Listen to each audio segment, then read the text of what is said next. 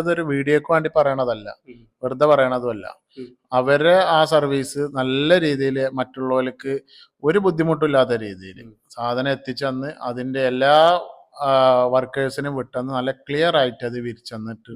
ഞാനിപ്പോൾ ഉള്ളത് നമ്മളെ കണ്ണൂരല്ല, കോഴിക്കോടല്ല, മലപ്പുറമല്ല, പാലക്കാട് ജില്ലയിൽ പട്ടാമ്പി എന്ന് പറയുന്ന സ്ഥലത്താണ്. അഷറഫ് ഖാൻ, നമസ്കാരം. എന്തൊക്കെയുണ്ട് വിശേഷം? സുഖമാണ്. അപ്പോൾ എന്തുകൊണ്ടാണ് അഷറഫ് ഖാൻ നമ്മളെ കാട്ടുമാടൻ മാർബിൾ ആൻഡ് ഗ്രാനൈറ്റിന്റെ വയനാട് ഷോറൂമിൽ വന്നിട്ട് മാർബിൾ എടുത്തത്? പാലക്കാട് ജില്ലയിൽ നിന്ന് വയനാട് എത്തിയത് നിങ്ങളുടെ ഫേസ്ബുക്കിലെ മറ്റേ വീഡിയോസുകൾ കണ്ടതിന് ശേഷമാണ്.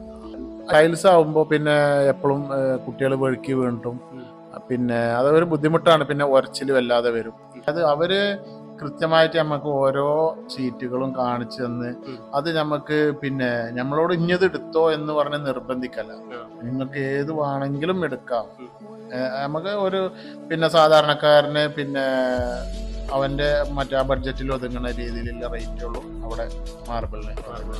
തീർച്ചയായും അതൊരു വീഡിയോക്ക് വേണ്ടി പറയണതല്ല, വെറുതെ പറയണതുമല്ല.